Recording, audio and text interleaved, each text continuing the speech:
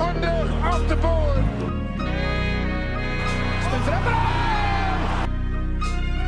Gets around him, up, under, and in. Oh, what a move for...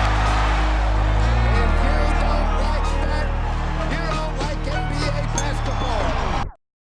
Hello, NBA sports fans. Welcome back to the Up and Under. We are fresh off the heels of a fantastic conference finals matchups between the Houston Rockets and the Golden State Warriors, with the Houston Rockets coming out 95-92, and as well as the Cleveland Cavaliers falling short to the Boston Celtics 96-83 in what was considered a bit of a snooze fest to some.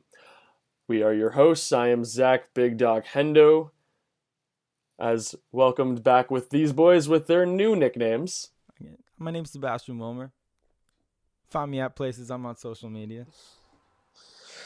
What's good? Sancho here. And together we are the Up and Under. Welcome to the podcast. And Seb has some housekeeping announcements to kind of get us to move forward. Yes, welcome back, guys. This is episode 5. It may look like episode 4 because there are some lost files. As you know, we are working production issues out as we go here. We're all new to this and we're improving on the fly. I happened to delete my file of the audio. We all record separately because we're in different locations here. Me from the Ottawa Valley. Sancho Perez is down in the Niagara Escarpment, and we got Zach in the GTA in Newmarket. And so we have to record separately. And, I was hyped to see that Houston last minute there. We were recording during the game, and I couldn't take the pressure. Didn't make the buzzer beater, and I said, don't save. So here we are. This is the 4th recorded and distributed episode, but we have had some more practice, so we're coming back strong today. Other thing, just before we start the show here, I wanted to mention some recent news regarding NBA rookie of the Milwaukee Bucks, Sterling Brown. I'm sure you guys have heard. If not, I urge you to please look his name up, Sterling Brown. The other night he was outside of Walgreens, I believe, and was just he had a parking violation and police were called. He was confronted by the police and remained pretty calm. There's video of this altercation, and he was detained by multiple officers, and then one proceeded to taser him. And it's a really unfortunate event, and as something with the NBA, I feel it's an important opportunity to bring that forward and share that with you guys, because it's an incident that is happening every day in North America. These social injustices to people of color is happening every day, and this wouldn't be the case if it was me or anyone else with our privileges. And so I think it's important to make a note of this and recognize it, that it can happen at any level, whether it be the NBA, any level of social or economic status, and it's an important thing to recognize and move forward with that mindfulness.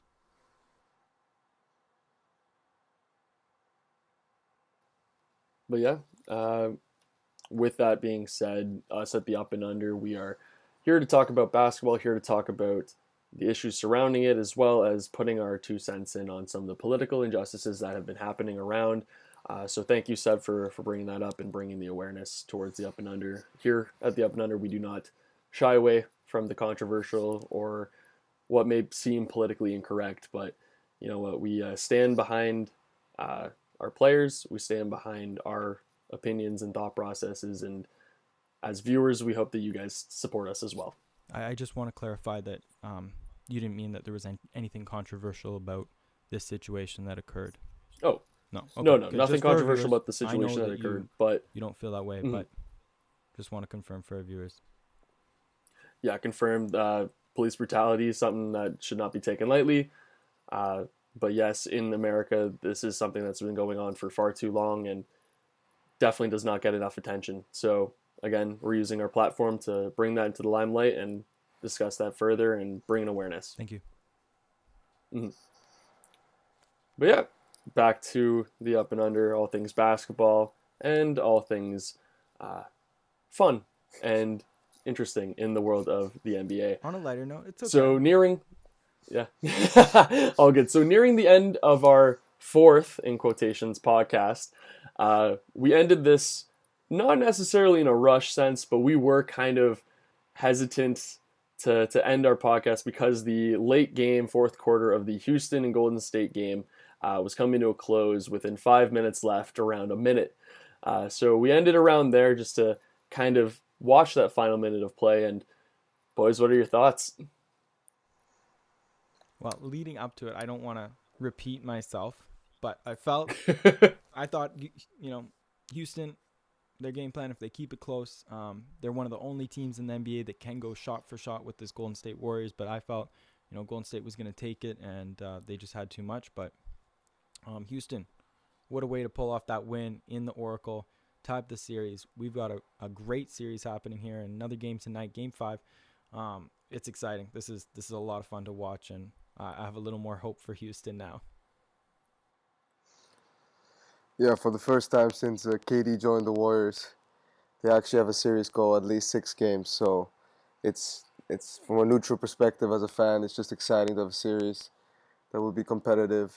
And the big stat, right, that everyone's using is that 80% of the series that are tied 2-2 ends up being won by the team who has the 2 home games, so the higher seed. So that's the big number that a lot of Houston fans are relying on right now. And we'll see if it happens. Also, too, going back to a previous conversation that we had over our Instagram group chat, Sancho, you sent in a quote, I'm not too sure who it was, but mentioned that this is the first time in a Golden State Warriors team with Kevin Durant. This is the first time that they're gone this far in a series, a Game 6, with that isn't necessarily like the finals. What was that that we were talking about with Kevin Durant being necessarily the problem? Well, that was you mentioned that, I think. So you got to take a step here and mention that. I mean, I just thought that it just proved how dominant they've been with KD in the playoffs. But I wasn't aware of that stat at all. Amazing. And also another stat that was included in the tweet was that, it's the first time that they have a series tied twice. So that they went up twice and that they actually got tied back. So it's for the first time they're truly, against, their backs are against the wall right now. Mm-hmm. And by no means am I saying that Kevin Durant is the Warriors' problem by any means. Okay. I'm just saying that Kevin Durant historically has been a great ISO player. And the Warriors as a whole don't necessarily thrive in an ISO ball-heavy situation. So what is Steve Kerr trying to do? Is he trying to make the Warriors adapt to KD's playing style, or is KD trying too hard to fit into this Warriors pass the ball, all that kind of stuff? Is there really room for Kevin Durant to just take over an ISO situation like we saw in the last game? He passed the ball to Klay Thompson. Surprisingly, we thought he was going to kind of go for that last one. So, yeah, should he be going for more ISOs? It's tough to say KD's the problem. There's definitely, and the first time I looked at the stat, it's the first time game's going to 6. I thought the same thing as well, but there's a couple ways you can view it. I've seen a couple stats showing, Steph Curry's percentages and points per game, with Klay on the court or off the court, and it's quite different. It sometimes feels like when KD's out there and you have that luxury of just tossing it to him anywhere on the floor and he can score, like Steve Kerr refers to a lot. You can't get your point guard involved, and so it's a little tough. But you have one of the best players in the game there. You're gonna win and lose. These guys believe in each other, and they're gonna take those shots with or without him. Back to the ISO. Amazing stat by Tom Haberstroh from ESPN. He tweeted it yesterday. In the regular season, the Warriors averaged 6.9 ISOs per game. Against the Spurs and the Pelicans in the first 2 rounds, they were at 7. Against the Rockets, as of now, they're at 20.5. So almost 3 times the amount of ISOs, which is, of course, forced by the Houston small lineup, switching everything. And it's working because Obviously, KD and Steph are amazing one-on-one players. They will score buckets, but it's not their game. They're forcing them to play in a different way, and it's working. Yeah, it's interesting. Game one, we looked at all the stats of the amount of dribbles Houston Rockets had, Harden specifically, and that was a bad thing. And it felt like they had a little more ball movement with Chris Paul influencing a little more of the offense in game two, which they won at home. But they've gone back to win this last game into Harden wanting to just will it, and he went on a crazy run to make the game close, and then their team pulled it off in the fourth quarter, which was pretty great. But they're back to a lot of ISO play here in the fourth quarter, which was originally thought as a bad thing, and they still pulled out the win. But it's the defense that we got to commend. Holding Golden State Warriors under 100 points. Sancho, you mentioned that's the key for them.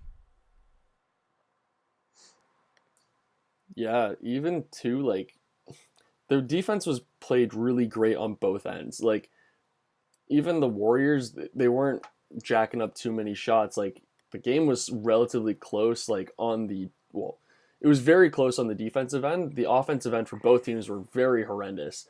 Like, it was maybe, 4 for, I think, 17, or 4 for 12 in, like, the last couple minutes of 5 minutes of the fourth quarter. So, with that being said, like, I think that the biggest stat to look at in this game is that both teams had more turnovers than assists, and for both these teams, these assist numbers are really low. Like, the leading assist leader for the Rockets was James Harden with 4, tying that with Chris Paul at 4 as well. They had a total of 12 assists. That just goes to show how much they're using ISO ball. As well, the Warriors, they only had 14 assists, and they're usually commended on their huge use of ball movement and whatnot. So it's the 16 turnovers to the 13, so 16 turnovers being for the Warriors, the 13 being to the Rockets. You can definitely tell that the Rockets tightened up their passing, their offensive mindset going into the fourth and into the second half especially. But the Warriors, you could tell, were settling for a couple more shots nearing the end and kind of forcing themselves into shots that really weren't their own. Yeah, crazy, Absolutely. crazy. Very uncharacteristic of the Golden State Warriors to not have more ball movement. But I kind of grown a little more accustomed to it. Like I said, with KD demanding that so much attention with the ball, he's not necessarily making that just first pass right away. He's holding it, looking. It's usually at end of shot clocks, getting that shot up, which just completely cuts off any movement that had prior been there and eliminates those assists. But though that the final closing minutes of that game, seconds, foul, no foul, what happened there? Foul, no foul on what, the Clay shot? Oh, on the rebound, Chris Paul rebound.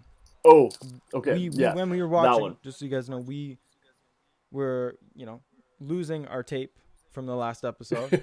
I was losing the tape, and we weren't really. All of our cable providers had different commercial breaks, and so we weren't really on time. And for a second, we thought that Chris Paul was called for a foul, and a little bit of confusion there. Thankfully, that was not the case, but I felt like it was a clean rebound. There should have probably been a little more time taken off the clock. That seemed like game. Mm-hmm. At that point, like, for one, why didn't they call a timeout? So the shot necessarily shouldn't have even been an issue. Steve Kerr decided to let them go with it. Who knows? That's for another topic there. But with that shot, too, they missed it. It wasn't even a touch foul, really. Like, Mauer called the foul. It looked nothing. Like, Chris Paul just decided, okay, game over. Maybe has the ball. Maybe they call a timeout from there. But in Chris Paul's mind, he's probably thinking, okay, if they get it, it's probably 0.2, 0.3, up until 0.5, which they eventually settled on with the foul. I think it was just trying to prolong the game, see if they could get some sort of a fantastic Steph Curry winner potentially. The refs? Yeah, I thought the same thing. Oh, yeah, I thought that the refs were like, oh, this game's not over yet. What? NBA doesn't influence refs? What is this? Collusion. Oh, but what were the ratings like? Oh man, that was Um, wild. Steph Curry wide open three. Like, I can't believe Chris Paul couldn't ice it at the free throw line. If Steph Yeah, made yeah. that, if Steph, we'll talk about ifs and buts for a little bit here. Please entertain me. If Steph made that three, Chris Paul would have been roasted. It would have been so Oh bad. man. Yeah, it would have been terrible for Chris Paul. I don't know how he would have got out of the interview room at the end of that, but he didn't, and we've got a really good series here. Oh no, I just find it crazy that okay, for one, they call the foul. Fine. They go to bonus. They take the shots. Cool. He goes, misses one, and I'm losing my mind right now. I'm like, so my cable provider was a bit faster than these guys' cable providers, so I'm losing my mind over here, and they see my expressions, and I'm like, I'm sorry. I'll just shut my mouth, you know? I'll try to just be monotone here so you guys can enjoy it too. But I can't. This is playoff That's basketball. not very monotone.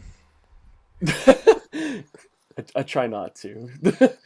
But so this game, like the whole last 5 seconds of this game was crazy enough. Bringing the shot. Okay, when Chris Paul's at the line, you think he's ice cold, or not ice cold. He's got ice in his veins. He's going to knock down these shots. Misses the first one, and I'm like, no. Okay, now it's just setting up the storyline for an amazing, like, three from whoever. They have so many weapons. Like, even so, they were only down by 2 with the ball with 13 seconds left. No timeout.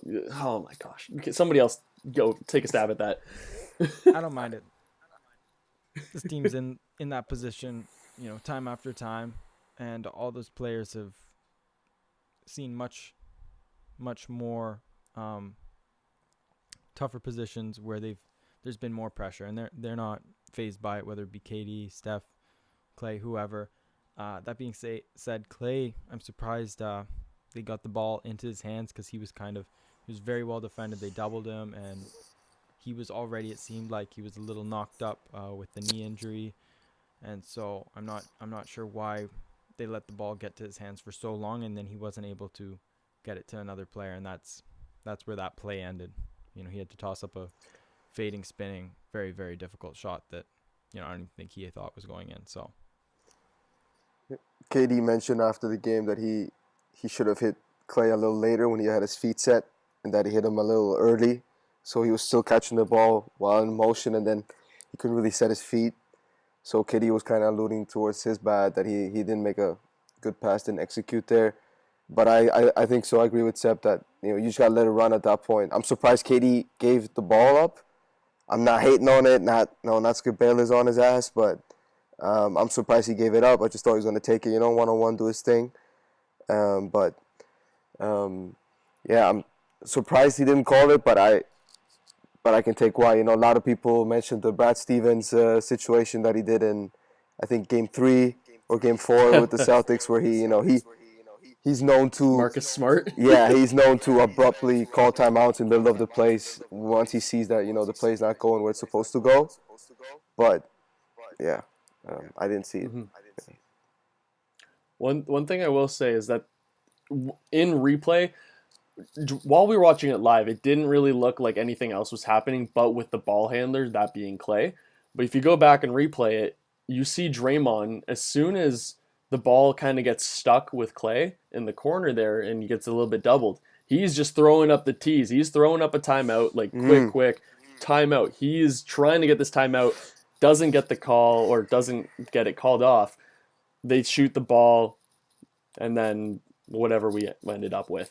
So there's concise evidence that Draymond was trying to make a timeout call. Even Kevin Durant too was trying to throw up a sign too, but the shot ultimately got off. The refs missed it. Is that going to be seen in the last 2-minute report? Who knows? I don't think that's a missed call. I mean, players that are off the ball calling for timeout. How do you officiate? I know. If it's the coach yelling at you, and maybe Steve Kerr was yelling, I don't know. A lot of the time you can't hear there. It's got to be the coach getting right up to the ref, you know, making sure that's clear, or the person with the player with the ball calling timeout. I don't think players in that kind of situation, you can really bail someone out. You know, Clay was looking to pass or shoot. He was still in a motion to play, and you got to let that run. Yeah, I think unless a player, I think a player has to make a concentrated effort in, getting in the ref's vision and making himself known. I want a timeout. I want a timeout. If that's not the case, then you can't blame the refs. They got their angles. They need to look at what's happening, and so. I think what you take more from that is the players are looking to call timeout and not get open.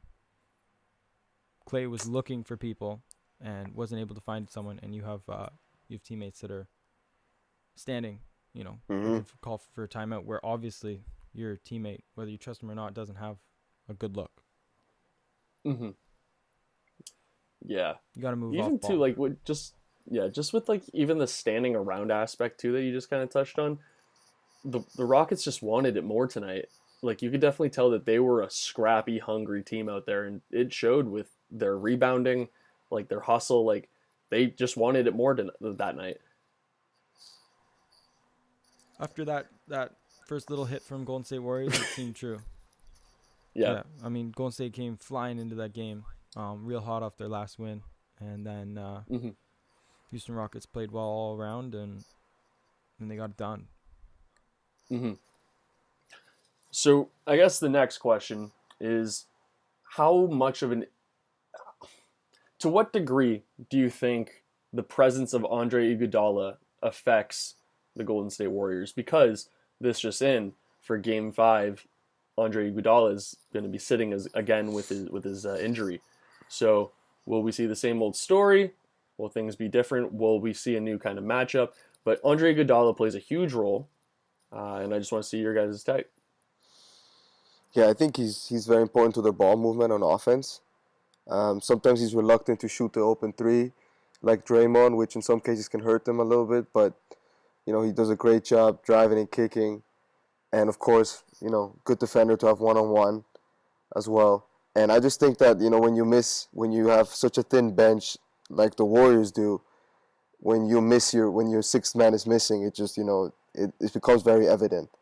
And when you look at the Warriors bench, and now I know it's a bit funny to say when you have obviously four All-Stars starting, but when you look down the bench, you have 3 extra centers and a power forward in David West, who don't even get into the game. You have no other wing to come into the game besides Nick Young, and so they need Iguodala. They need him to win the series. So what you're saying is that Game 5 is going Rockets' way? You know what? I'm going Rockets tonight. I think the Rockets are going to take this one. And I said Warriors in 6, my prediction, but right now if I had to gun to my head, I would say Rockets getting this one tonight. Welcome to the Rockets side, baby.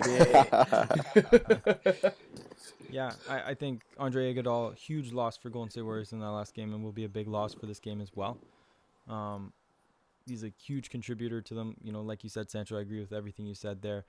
They have a short string for their team, and when you have a guy like him that you can have the luxury of pretty much playing with any lineup, and he fits in and plays like an all-star and performs great. I think he's three-point shooting in the past, he's been a little more reluctant. I think this year in the season and in the playoffs, he's been a little more aggressive, and he's hitting them a lot more and making other teams respect that. That being said, his defensive presence is huge. When you have him, KD, Draymond Green, then you throw any other 2 players out on the floor, even Klay Thompson, underrated defender.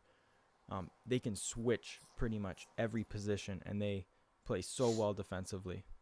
And then you let Houston Rockets in the fourth quarter, take the lead there. And with PJ Tucker, Trevor Ariza playing great D and also hitting down shots in that last quarter there was huge for the Houston Rockets. But big loss for the Golden State Warriors. I still think that they're going to be able to get it done. It's a great series. I think there's going to be no more blowouts in this series. I think every game is going to be nail-biter to the end, and that's great basketball to watch. The better team is going to win this series. Mm-hmm. I think not a necessarily concern, But for Game 5 tonight and proceeding the following Game 6 and potential Game 7, we're going to talk a lot about fatigue with these players because the rotations have been cut a lot. The Houston Rockets themselves are playing a 7-man rotation, but very little minutes to Gerald Green. He only played 12 minutes. We have Trevor Ariza, PJ Tucker, James Harden, and Chris Paul all playing 42 minutes. Clint Capella and Eric Gordon Clint with 24, nearing on 25 minutes, and Eric Gordon with 35. Is that going to be sustainable for the foreseeable playoff run that they have, potential finals, and just to get through the Warriors? Because you could definitely tell at the end of the game, James Harden and Chris Paul were getting a little gassed, but that's just the style of play that they do. Like, what do you guys think? Absolutely. When you have those guys that are so isolation heavy, you're going to get that at the end of games. And we've seen that, pretty much all series from Harden. He's been pretty gassed at the end of games and all year. That being said, you look at his previous season last year, he refused to get rested down the stretch in preparation of playoffs. This is a guy that has zero room for excuses, and he's going to come out and perform similar to like the way Russell Westbrook does, whether it's 48 minutes or not, he's going to come back and play just as aggressive. And so I have no doubt that James Harden is going to come back, and this isn't going to affect his play, whether he's tired or not. That's a thing that he doesn't register mentally. As for the team, both teams fought pretty hard down the stretch there, so I think they're on equal playing fields, and that's the great thing about a 7-game series here in playoffs, because both teams are going to fluctuate. I think rotations are going to stay pretty much similar for the Houston Rockets, and you got to run these guys big minutes. This is what it's all about. Mm-hmm. And like, I wouldn't even say that the Warriors are really like they beat them in depth either. Their depth on the Warriors side is 4 centers that don't touch the light of day. They never get off the bench. So what do the Warriors do here? Yeah, I think Houston's definitely the deeper team. Coming into the series, I've said in a previous podcast, they're by far the deeper team. Have they utilized every position? No. We've hardly seen any Joe Johnson, Gerald Green they've put in here and there, and Mike D'Antoni's kept a pretty tight rotation. Golden State has to use some of these guys that don't have the same experience, but what they're relying on is the players around them. When you always have a guy like Kevin Durant, Draymond Green, or Steph Curry on the floor, I eliminate Klay Thompson because he's not much of a play maker. He makes plays for himself and can totally be an off-ball presence. But when you have one of those guys in a lineup with any of these younger guys, whether it be Kevin Looney, JaVale McGee, Quinn Cook, who's played fantastic. He's had some experience run with this team when Steph Curry was out, and he's able to plug and play pretty well. They make everyone better. And so the better team, I've said before, is the Golden State Warriors. The deeper team is the Houston Rockets. And so it's a really interesting matchup. When teams cut it down, we get to see what's best, and that's what it's all about. It's a big chess game here, and you've got some great all-stars on both teams that are performing at elite levels. So should we move to the other side? Move to the east? To the east. LeBron. So, just to get you guys, going about this series, just a quick stat here. 8 total games this year played between the Celtics and Cavs, so regular season and playoffs. 4 wins apiece, and they're separated by a single point. Boston has a single point more, yep. So that's super cool, interesting stat considering how many blowouts there have been this series. But, the games in the regular season were actually pretty close. So, Seb, it was sounded sure that the Celtics were going to get it. They got the one at home. So what do you think, Seb? They're closing it in 6, right? Yeah, I've said Celtics in 6 from the start. I feel like every game has, let's throw game 3. Every other game has pretty much been consistent amongst teams. Game 3, Boston didn't show up, and Cleveland ran away with it. They understood that. They came back and fought, and they weren't able to get it done either. But it was still a great effort from start to finish by them. They just couldn't rally back from that first quarter deficit. And you see the same intensity in this last game, and at home, They fight the full time, whether the Cleveland Cavaliers go on a run or not. Their young guys stepped up, made the shots they didn't make the game before, and bounced back in a great way. These young guys have no fear and are coming out and performing every night. And they just take it steady with their defense. Let their young guys be creative. Play off Al Horford. Let Teddy Rozier, Scary Terry make some amazing assists. And their whole team is motivated and feed off each other. And it's great to watch. But I feel, Cleveland Cavaliers just, they're a turnover team. I mean, it doesn't look like they're going to change that. So going into the next game, expect, that be all said, LeBron didn't play a great game in the last game for how LeBron normally plays in playoffs. It was a very good game, but 6 turnovers is what he's averaging this series. That can't continue. So I think I don't put it past him to come out and play a game where he has 0 turnovers. But when you're allowing J.R. Smith to get the ball and have to try to pass because the Boston Celtics are not allowing him to shoot, you're going to expect turnovers. Jeff Green at some points seems totally out of the moment.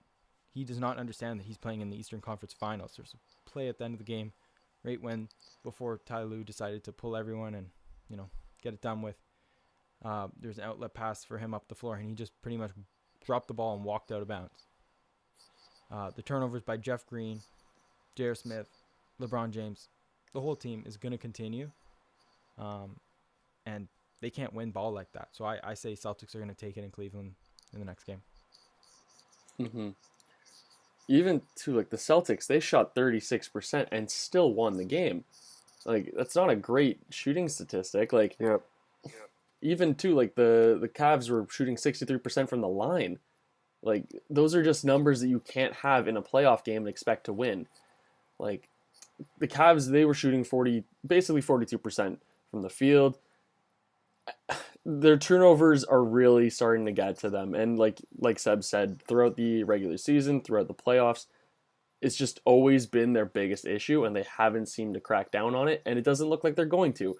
So what Seb's alluding to is Celtics are going to win in 6, just like the crowd was chanting last I'm not night. alluding to it. I'm saying it. Celtics in 6. They're taking it at the cue. Did you not hear the crowd chanting it? Oh, I just cannot bet against LeBron when his back's against the wall at home. That is my only issue. If they're able to contain him and him only and keep him to maybe under 25 points, I think the Celtics can win it. My struggle with predicting anything is the other guys. Because I'm done trying to predict what JR or George Hill or Tristan Thompson is going to do next game, because you don't even need much when you have LeBron. You need something. I mean, you can't have JR 1 of 6, all 4 from 3, 1 assist and 5 fouls. I mean, Tristan Thompson 0 of 3 with 6 boards, no blocks and 2 fouls. You need something. And they got to get some from these guys. And I think that was talking about the turnovers, if George Hill is not involved in the game, then LeBron has to handle the ball instead of 90% of the times, 99% of the times, which just makes him more fatigued, which obviously makes him, I think some of these turnovers are a bit careless is because he is fatigued. But again, everyone's fatigued at this time, so I don't like using it as an excuse. But George Hill doesn't show up, then no one is there to handle the ball, and I think that's also another key. Mm-hmm. So, speaking of the other guys, I just want to highlight Kyle Korver to you guys. So, kind of going off of the Kyle Korver situation, I am very confused as to whether or not Ty Lue is either a low-key genius or just the biggest idiot we have seen as a head coach behind LeBron. So, in the post-conference interview, Ty Lue was asked about his Kyle Korver's minutes and whatnot. Ty Lue came out and specifically said Kyle Korver's defensive assignment was Semi Ojeleye. Semi Ojeleye didn't touch the floor. He played 0 minutes. So they didn't know what to do with him because, if Kyle's on the court, we'll hide him on Semi Ojeleye on defense so he doesn't have to play. When he didn't touch the floor, Ty Lue's just... He's quoted to say that they threw him for a loop. So he didn't know what to do with his rotations because Brad Stevens is already 5 steps ahead of Ty Lue. I don't know what he's doing telling them about this. I don't know what he's doing saying, why is he playing this? But you know what? I just don't understand his thought process about telling everybody his game plan about putting Kyle Korver on Semi Ojeleye, and then what are they going to do in Game 6? You cannot hide Kyle Korver. You can't. It doesn't matter if it's Semi, whoever he's guarding. It doesn't matter when he plays with intensity like he did in Game 4. Blocked Tatum, blocked Jaylen Brown. I think he finished with 3 or 4 recorded blocks. You know, he played pretty good defense. You know, he was putting his heart on the floor, and you can expect that from Kyle Korver. This is what he wants to play for, and this is what he has to play. But you got to live and die with that. That's, you know, he is first and foremost out there to shoot threes and get you points quickly. As for the intro on Ty Lue there, I was a little cautious because I do believe in Ty Lue. I give him big praise. He's done good things for the Cleveland Cavaliers, and I think a lot of what he does is the good things are given to LeBron and the bad things are given to Ty Lue. And so, you know, it's not easy to coach anyone, and especially a team that right now seems like it's just LeBron playing on the floor. So that being said, you need to have a backup plan and understand that Kyle Korver, if Semi isn't playing, that's it. You know, you need to have a backup plan. So I don't get it. But, I mean, Cleveland's offense, whether it's flowing or not, and they're scoring buckets, those turnovers are always there. And that's just who they are. That's part of their identity. And it seems that it can always keep Boston in the game. Whether LeBron is going off every night, and he will have a better game next game, no doubt about it. Or if all the pieces are going off as well, Boston still is able to take the punch, stay within a close striking distance, and then the young guys fearlessly finish it off in the fourth. And so, you know, I don't think this Cleveland Cavaliers has a championship roster, you know, with LeBron or not. You know, of course, LeBron is a championship player, but this team is not good enough. They do not make the mark, and it's crazy that we're going to see Boston go to the finals with, you know, such a young team and one that you wouldn't have thought was necessarily a championship without Hayward or Kyrie Irving. And they're emerging out of the East. Yeah, I struggle to make sense of what he said post game. I think it's probably just bullshit to just try to deflect it. As my guess, Zach, because it really doesn't make much sense. Like Seb was saying, this is not a championship roster. Talk about no depth in the Warriors. Cavs don't have any depth, and you know, even though Kyle Korver may not have a spot to hide on defense, you just got to throw him out there, especially when you get nothing from your starting backcourt. The only thing that I noticed was, according to Adam Himmelsbach, this is a Celtics beat writer from the Boston Globe, he tweeted like an hour before the game that Ty Lue referenced a possible elbow injury for Korver. But I did not see anything post-game. But it was a bit odd because he only checked in at the start of the second quarter. He did actually not play in the first quarter at all. We did see Jordan Clarkson get a couple minutes, though. Oh, did we ever? 15 minutes, went 3 for 10. I don't understand how they're giving him the range to just shoot so much. He's aggressive. Like, of all the guys to be shooting so much, Clarkson, why? But, like, other than LeBron James, who else is being aggressive on their team? And, I mean, when Clarkson is out there, make or miss, he is, you know, playing to make buckets and win and create. And, you know, sure, it's not translating to wins. But, you know, you got to commend him on his fight and his will to win. And you're not seeing that from everyone on the team. Sometimes not even LeBron at points. Last game, you know, I was looking at video of LeBron, and let's just read into his body language, but it did not look good. It did not look good. Head down, sulking, towel on the face, everything. Yeah, and napkins on the bench. And, I mean, I do buy into the theory that he saves himself, that he's saving himself for Game 6 and 7. You can call that foolish, but I think, you know, he's too smart to not do it. I think he did it once he realized the game was getting out of hand. But They need everything from him, literally everything. So to go back on your point, Seb, about intensity and what other guys are we seeing that are bringing that intensity to the Cavs team, I will quote my big man over from Philly, good old Joel Embiid. Man Bun's just out here to get dunked on. And boy, did we almost see Larry Nance take the soul out of Aaron Baines. I swear, if he connected on that dunk, that would have been the dunk of the century. That's just a what if moment, but oh my goodness. Like, I'm talking to my dad. I'm telling these guys in the group chat, I swear, I'm just talking to my dad, having a casual conversation. I see this play develop, and I just cut him off, stood up right in my living room, and I'm like, holy, what is going to go happen? I almost passed out. It was almost that good. Almost that good. Yeah, it was close. I'm starting to like Baines, man. Mr. Man Bun does a little more than just get dunked on. Crazy how he's just pulled out this 3-point shot in the playoffs, and is actually, I think, like their best percentage 3-point shooter on Boston Celtics. So, I have a little more respect for the man. Talk about a dunk that was converted. We mentioned this in the last podcast, but James Harden all over Draymond Green. Come on, that. Now that's a dunk. That was fresh. Damn. Ah, man. I was repping that James Harden jersey so hard. So hard. Oh, man.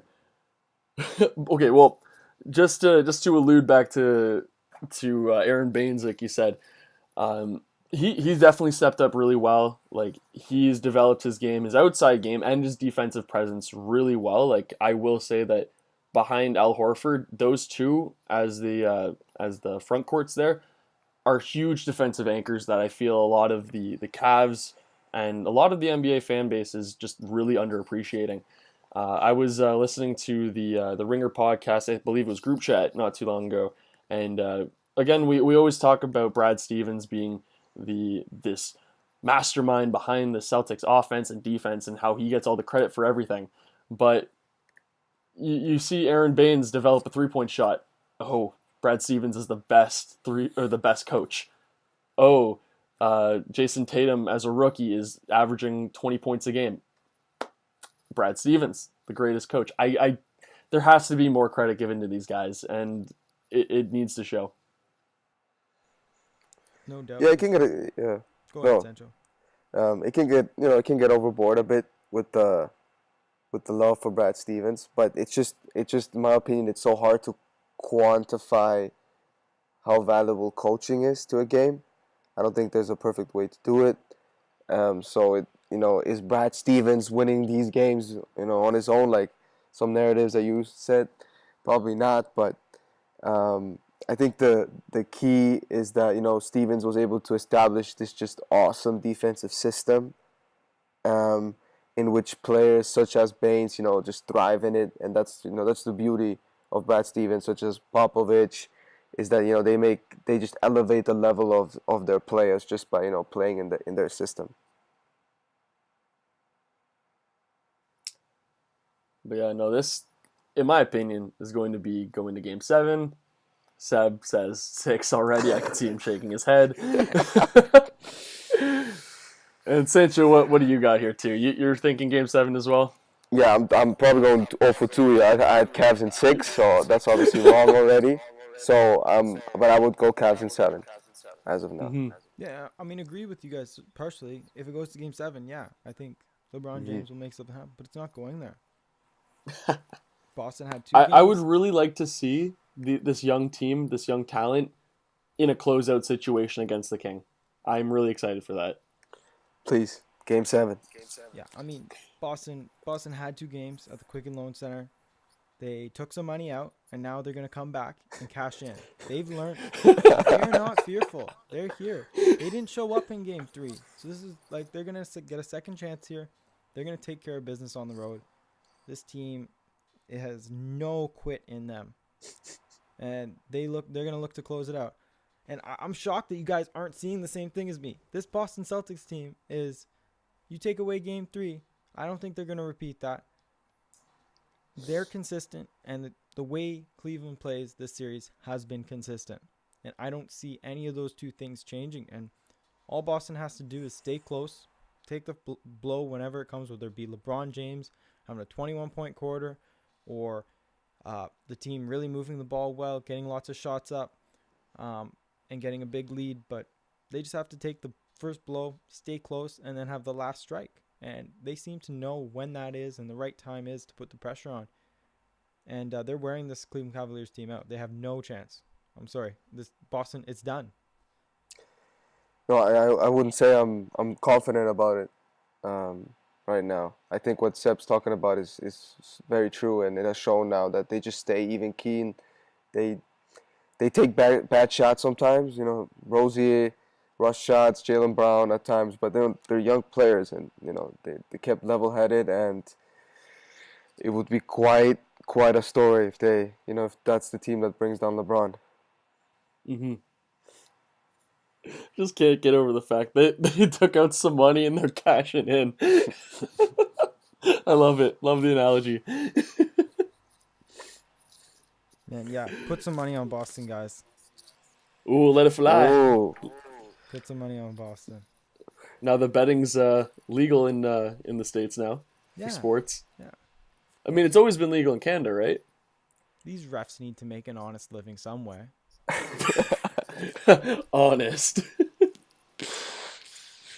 Oh man, Tony Brothers is probably making a fortune on the black market right now.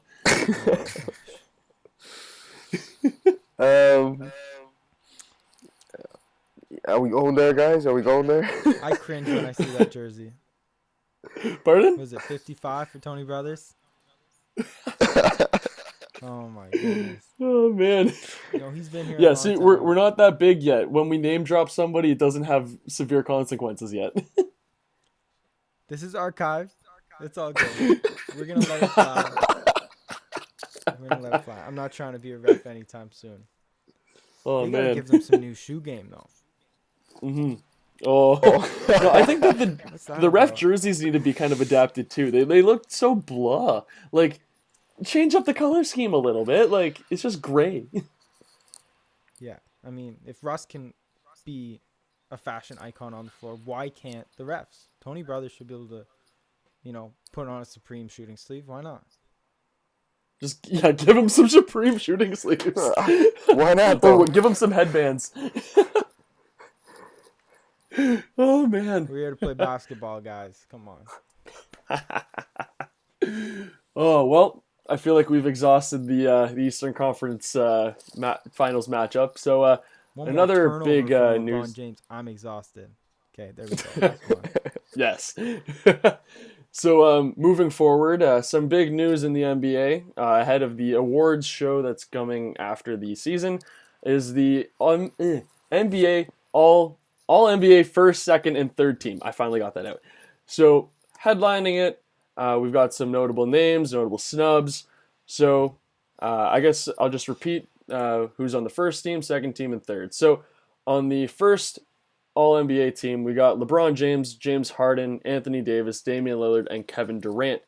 I'm assuming Anthony Davis is at the 5 position. Kevin Durant's at the 4. Also, For that. DPOY for AD coming soon. Ooh, baby. The second team is Giannis Antetokounmpo, Russell Westbrook, Joel Embiid, LaMarcus Aldridge, and DeMar DeRozan on the second team, repping it for Toronto.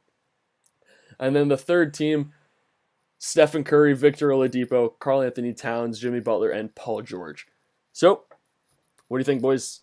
Yeah, I mean, congrats to DeMar DeRozan. That's a big accolade. He's the third Raptor to do it behind Chris Bosh and Vince Carter, obviously. So that's a huge And he's improved. accomplishment. He Yeah, improved from the third team last year. totally. That's great for DeMar. But I agree with most of the things there. It doesn't stand out. Like I said, I love AD on there. He's gonna get that DPOY too. Just an early indication of how people look at him. And this is a full media vote for this accolade, correct? Believe so. Yeah. So it should be an indication of what we see in the upcoming time.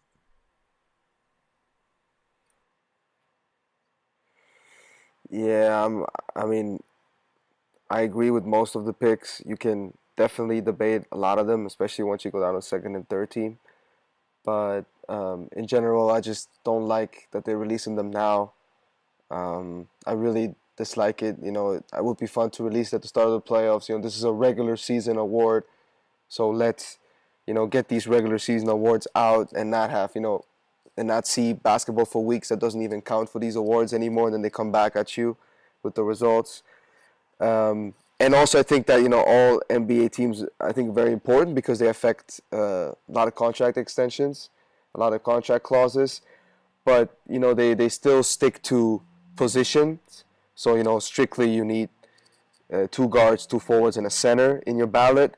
So I think that affects also who becomes first, second team, because you can't really put Giannis as a guard or as a forward or even as a center if you want it. You have to stick to those positions. So that's why sometimes you see cases like DeAndre Jordan making an All NBA team last year, because you have lack of centers in the league now. But I would just like to see some, maybe the NBA could do some changes. I wanted to ask you guys what you think of something that I've been hearing a lot, which is people would like to see a postseason awards.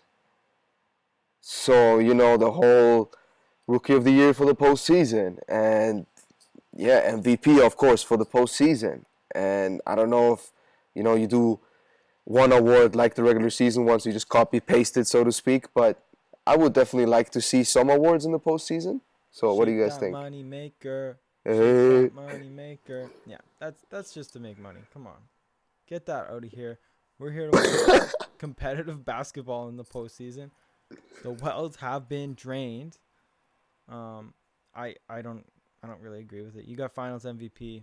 That's huge, and season awards are a whole nother thing. You made it to the playoffs. That's a huge award. Whatever team you're on, whatever player you are, that should be enough.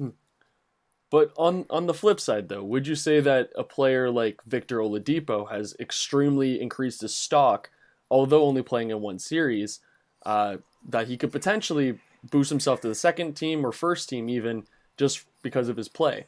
So like a playoffs all-star, a playoffs, Yeah. all playoffs team, okay? Yeah. Let's entertain this ridiculous. Let's also get custom jerseys for these guys, just so you can buy. All playoff team. Why wouldn't it be the champions? The whole champion squad. You're giving it to an old Depot guy that was out in the first round. Playoffs are about winning a championship. If you don't achieve that, I mean, sure, maybe it's an improvement for your organization or you as an individual, and that's something you as an organization or an individual should take pride in. But if you're not winning a championship, you're not on that best team. You're not that best player. This is what it's all about, and you walk the walk, you can talk the talk. Absolutely. And I mean, like I said, personal improvements are great, and like I said, commend DeMar DeRozan on his improvements in the season and as a player, along with teams' improvements. Look at Philadelphia's run. Fantastic, great for the organization. It's only looking up for them. Obviously, Boston, whatever happens, is great for them. It's only good for them. There's a lot of these cases, but what else do you have to give them? They're always there as players, and organizations are already getting enough reward from where they are. So anything above that is just for the fans. And for me as a fan, I value competitive basketball, good basketball, and I don't really care for more awards.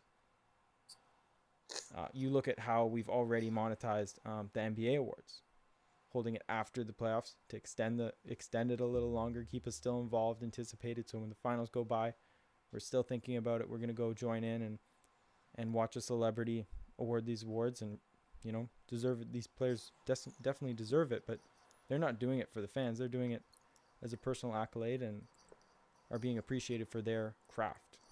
And so I think it should stay that way.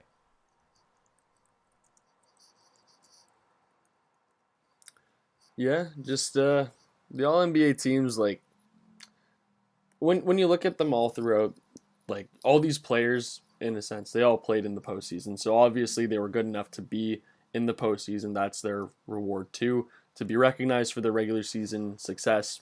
Throw them on these all NBA teams. Again, like what Seb is saying, we don't need more awards. It is cool to just kind of say, hey, here's 5 players who did really well in the playoffs. But again, give the praise where it's due. Give it to the championship team as well. Yeah, for me as a fan, it doesn't provide me any value. Mhm. And I don't think for players that are in postseason that don't accomplish the biggest goal of the point of making it to that stage to have a shot at the Larry O'Brien Trophy.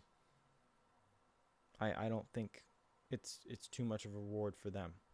They should already feel pretty good about themselves for making it and having a shot. And you think Kyle Lowry would care if he got, defensive playoff player of the year with all the charges he had? No. Probably not. He probably would have been pissed. pissed. Season. Yeah. Mhm. And I don't think, Oladipo the next day he's looking to get in the gym. Mhm. He doesn't care about an award that wasn't the Larry O'Brien Trophy.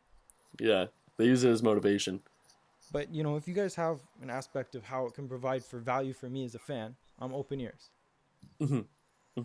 But Yeah. Kind of going back to the All NBA teams, the common discussion right now going with the choices is the choice around Damian Lillard being in the All NBA first team over the likes of, say, Westbrook or Curry. Do you guys agree with Lillard being in the first team? I do. I even think that Chris Paul has a better case than Westbrook for All NBA first team. But I think I would stick with Dame. Westbrook individually, great season, but his team finished sixth in the West. Dame's team higher seed, and then Steph, missed too many games, in my opinion, to be All NBA first team. So I think, Dame is a default choice here, because I think he's just lucky, quote unquote, that CP and Steph just missed. Yeah, were injured for for a significant time. That hurts them, because if not, I would probably try to push those two over Dame. But it just, again, regular season award, and in the regular season, I don't think anyone expected Portland to finish third, and Dame had good numbers, so hard to argue with it in the end. yeah, I just don't think Steph Curry, with the injuries, wasn't much of a presence during the season to warrant a vote there. So, some good recognition for Damian Lillard for sure, and there's a lot of guys that could definitely be considered for that spot. It's there's a lot of great guards in the West right now, and in the league. Sorry. Mm-hmm. Also, going back to contract wise, what those implications mean for these All NBA selections. I read a thing on Reddit today that just said that because of his All NBA selection, Karl Anthony Towns is now eligible for the Supermax. If they decide to keep him and not ship him to Phoenix or something in the off season, that being discussed, as well as a notable name like Klay Thompson. He's not eligible for a Supermax, which, I mean, I didn't think he was going to get anyways, but because he didn't get on the All NBA team, he's ineligible now. Yeah, I mean, maybe that for Cat's contract, if he's traded, that contract's traded with him. I think that would probably apply if he was traded to another team. They'd still be able to offer him a max. So I think, but Klay Thompson, free agent this year, he's already talking about pay cuts, before the playoffs. He likes where he plays, and he's happy and content with that. And if they can keep winning, I don't think he minds taking a little bit of a cut. So all team or not, he's content with where he is. He doesn't get a lot of recognition, and I think he understands that. And I guess moving to the flip side of All NBA, we've gotten ourselves the 2017-18 NBA All Defensive teams. So headlining our All Defensive team, we've got them all. Robert Covington from the 76ers, Anthony Davis from the Pelicans, Rudy Gobert from the Jazz, Drew Holiday as well from the Pelicans, and Victor Oladipo from the Pacers. So What do you guys think about the All NBA first team selections? Much respect to all those guys, man. Those great that I'm surprised a little bit that Drew Holiday slipped in there, but he definitely deserves it. Played great D, and maybe there's a little bit taken from the playoffs to promote him there because, that's the thing Sancho was saying. He doesn't like it at this point because we've seen playoffs, and we hope that doesn't affect votes, but frankly, it probably does, and that's maybe why he slipped in. But he deserves it, season or not. Anthony Davis, of course, is my pick for DPOY, and Rudy Gobert's right there as well. That's a great first team. Yeah, personally, I slept hard on Covington. I mean, led the NBA in deflection. He was high in defensive win shares. I mean, and the Sixers' defensive rating, which was the third best in the NBA. So I gotta admit, when we're talking DPOY, I didn't even look up anything about Rocco. What a great season. Absolutely agree with you, Seb. Drew Holiday definitely got playoff hype, but it's all good. It's deserving. And love that DeJounte Murray got into the second team. I was very surprised by that. Yeah. Yeah. I mean, talk about quick recognition. He is a bit of that, different point guard, so to speak, whereas, his better attributes are actually rebounding and defense and instead of, passing and scoring. But, he's been given the keys last year by Pop and Tony Parker to, run the show now, and great, good for him. Although looking at the list from the All NBA first team, like we got the likes of Davis, Gobert, Holiday, Oladipo, and Rocco. I'm just surprised to an extent that there's nobody from the Celtics on the first team because they are the NBA's best defensive team. So with that said, like I can't really fit in Marcus Smart over, say, Drew Holiday or Robert Covington, but I am surprised that only Al Horford is the only Celtic on these All-NBA defensive teams. Sorry, what team did Al Horford make? Was it the second or third? The second team, yeah. Okay, that's deserving. It's it's definitely surprising, but obviously the voters are rewarding individual efforts in a lot of these cases. Any other two teammates make any of the teams other than AD and Drew Holiday? No, it's just them. Just them. So. Oh no. Joel Embiid and Robert Covington. Oh Yeah. yes, yeah, of course. Mm-hmm. Yeah. Just not on the same first or second team. Fantastic. Mm-hmm. Although I will say that I'm surprised that that Paul George wasn't on here as well. I mean, where would you fit him? But Paul George was leading the league in deflections for a good chunk of the season. He's got those hot hands. Who knows? Maybe if he just kind of kept up his superstar status for a little bit longer, he might have been on there. Into the playoffs. Yes. Oh man, but yeah, the All NBA first and second defensive teams. Not really much debate or debacle about it. Yeah. That being said, no, I do think Paul George definitely a little bit of a snub there, but it's tough. There's a lot of great players out there. I want to nominate a new category for all teams in the NBA. And this is going to be called All Underutilized. Headlined by your first center from the Miami Heat, Hassan Whiteside. Just because do you see the video of him like recently? If It's like, you guys don't know what I'm referring to, I'm going to play the audio of this video. Here, picture us, Hassan Whiteside in the gym, feeling himself.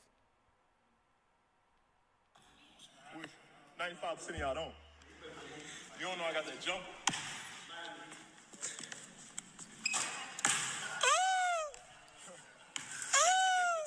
You can shoot and not allowed.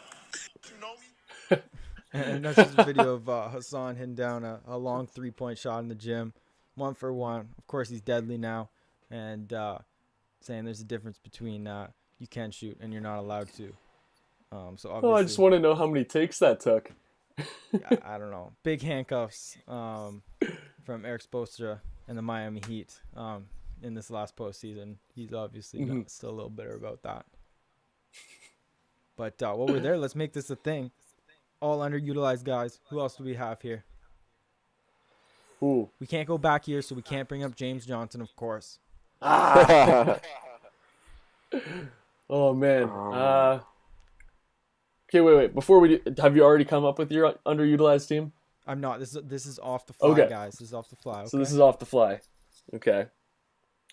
But yeah, no, like what you were saying about Hassan Whiteside, yeah, with the emergence of Bam Adebayo, like they just went to him and Kelly Olynyk all the way down. And like this guy's getting paid $20 million.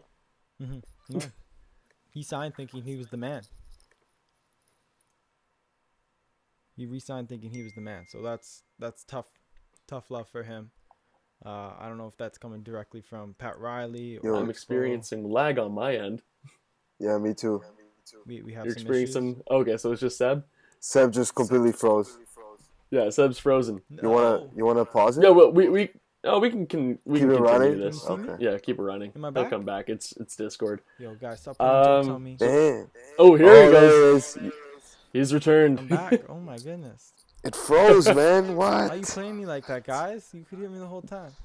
Yeah, DeMar DeFrozen. There we go. No, I think you were talking though, man. So it just abruptly stopped the. Do you know where I finished? For, No, not really. Okay. Well, anyone stand out to you immediately? Underutilized. Who's Immediately? handcuffed? Who should we free? I'm saying, well, looking at the Raptors, Norman Powell, but he didn't perform. That's the issue. He was underutilized, but underperformed. More Raptors. Like pardon? Sorry, go ahead. If he played to what we were expecting him to, maybe he got some more minutes. But seeing OG kind of replace him as that starting lineup spot, and OG did really well. Norman Powell, just for the Raptors, I don't know, with the Raptors especially too, with like the biggest luxury being Bebe, he was underutilized too. It was only really with the matchup and if JV or Pirtle got into foul trouble. So yeah, no, I really like. Who's ready? I really like this underutilized. I think you can go different ways with it.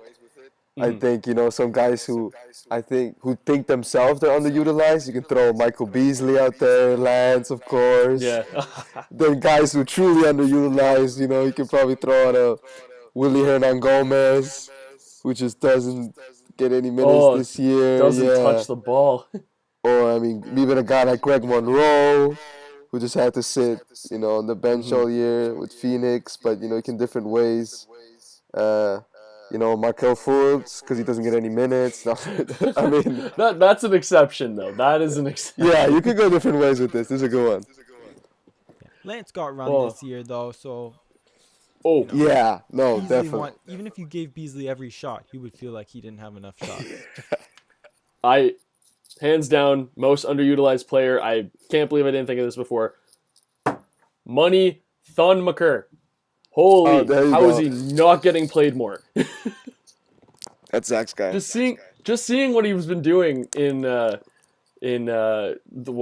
Phillies or not Philly, the Boston series against Milwaukee, and that like you put him on the court and he's blocking 6-7 shots a game. Like holy, this guy's everywhere.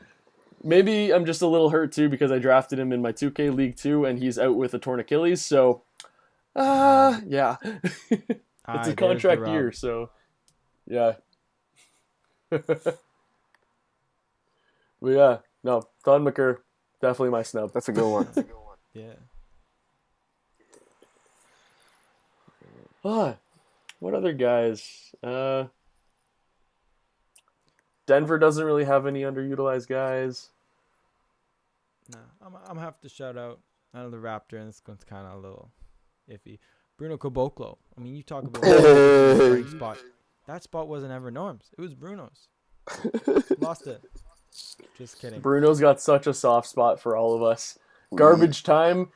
Okay, there's something special about being in the Air Canada Center in garbage time and the entire arena just chanting Bruno. Like that's amazing. For sure. That is amazing. Yeah. And do we have 5? Do we have 5 guys? Oh, we got 5. We definitely have Yeah, 5. we got 5. I guess like a closing story. as we wrap up. We've got the Detroit Pistons rumored to be eyeing Dwayne Casey as their head coach potential. So do you think it's a little soon? Yes, I Do you love think- it. I absolutely love it. As soon as I saw this rumor, I was ecstatic. This is the perfect place for, I think, both parties. Dwayne Casey is going to bring his pound the rock mentality into the Detroit Pistons locker room, into their organization, and it's just going to fit so seamlessly with this Detroit Pistons franchise, and he's going to be able to continue, their legacy and grit and grind feel to their team that's lasted their whole time. And so I think it's a perfect matchup. I hope this deal gets done for Dwayne Casey's sake, and he won't have to worry about such a rebuild. He does have some players that he can work with that he's familiar with, very familiar with this Detroit Pistons team. There were rumors even once about Toronto trying to trade JV for Drummond, so I'm sure he's had some good looks at Drummond, and he's going to be able to, I think, even be crazy if Dwayne Casey gets the job in Detroit and we start seeing Drummond play fourth quarter minutes. Mm-hmm. You'll question everything about JV. You'll question everything. I mean, why trade for Drummond when we could have just drafted him instead of Terrence Ross, eh? T-Ross He was is the one of those next guys I pick. still believe in, okay? We'll give you the horse or Azonia. Which one do you want for him? I really like Detroit. I think it's a great fit.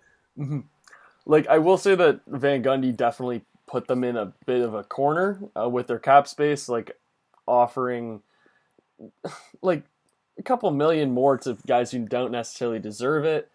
But I mean, the team, I feel, is going to be a decent threat for a 7 to 8 seed for next year, especially under new coaching for Dwayne Casey. When the big Blake trade got announced, I was a little scared of the Detroit Pistons making a case for the playoffs. Ultimately, at the end of the season, they kind of tapered off, but I still have hope. I still really like Blake Griffin as a player. I love the defensive presence and aggressiveness that Drummond has too when he's into the game. But yeah, they're definitely a team to look out for.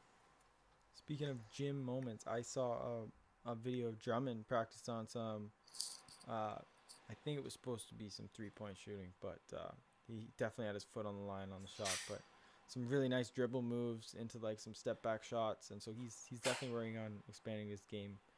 Whether that's going to be, it's going to translate this year, I don't know. Probably not. He's quite a bit of a traditional big man, and he's obviously working to change that.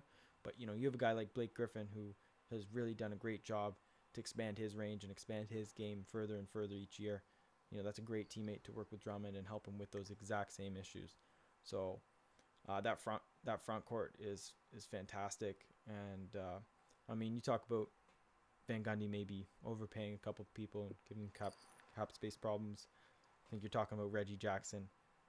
He paid Reggie Jackson when he wasn't necessarily as solidified as a great point guard that he is now, and I think he is solidified pretty as a good point guard, a great starting point guard. But He had hope. He's looking out for the potential. he had to lock someone up for that organization, someone steady, and so he's built something you can build off of, and I think it's a pretty tradable contract as well.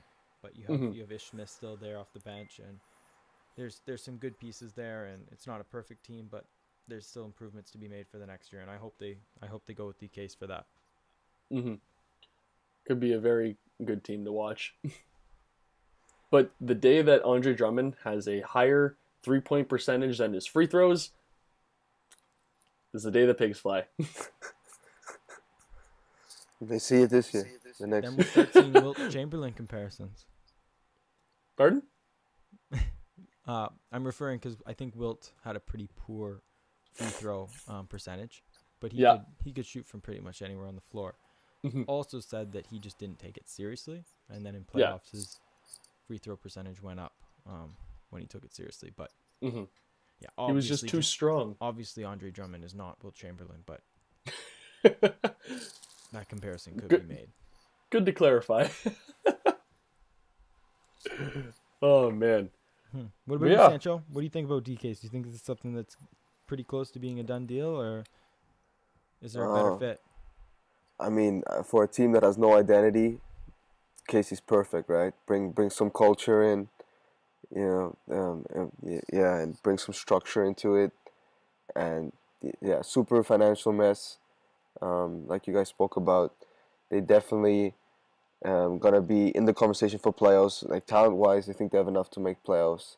But the question is, do they want to make? I mean, do they really want to make the playoffs? I don't think they have really an option. They're so tied up with Drummond and Griffin. So I think they're gonna go for it, and Casey's probably a good choice for that because Casey has shown that, with the Raptors, that still while making the Raps a contender, he's been able to develop players. So I'm sure that they want Casey to help Drummond, help Kennard, help Ish Smith. Stanley Johnson, who's still a question mark. I'm intrigued by his talent. Yeah, and hopefully he can help those guys develop. Should be a good fit.